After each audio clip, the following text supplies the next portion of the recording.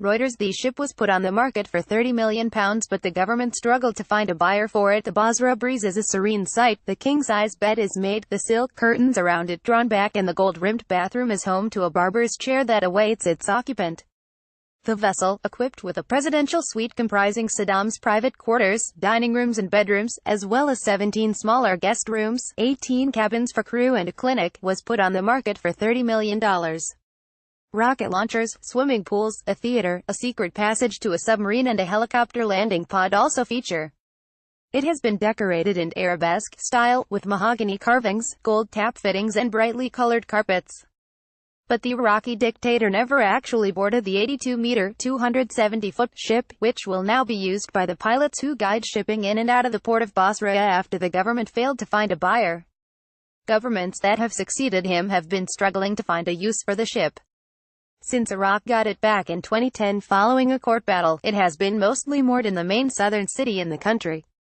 It was put on the market for £30 million, but the government never found a buyer, and for the past 2 years the Basra Breeze has served the city's university, hosting researchers on trips to study marine life. The ship's captain Abdul Zahra Abdul Mahdi Saleh told Reuters, "The presidential yacht is in a very good condition, its 2 engines and generators are functioning. It only needs periodic maintenance." Reuters. The ship was put on the market for £30 million, but the government failed to find a buyer for it. Authorities have now decided to moor it permanently as a hotel and recreation facility for the southern port's pilots, many of whom live in cities miles away. Basra Breeze was built by a Danish shipyard while Iraq was at war with Iran and was passed on to Saudi Arabia, then an ally of Saddam, to protect it from airstrikes in Basra.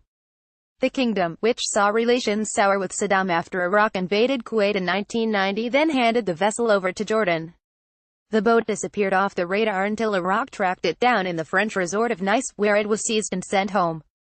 Reuters. The museum wants to dock the yacht next to its exhibition halls in one of Saddam's former palaces. While the Basra Breeze survived the turmoil of Saddam's decline when he was toppled in 2003 during the U.S.-led invasion of Iraq and hanged 3 years later for crimes against humanity, its sister ship, Al Mansur, which he also never boarded, wasn't so lucky. That vessel sank in the Shatt al-Arab waterway that passes through Basra after it was hit by U.S. planes and then stripped bare in the chaotic aftermath.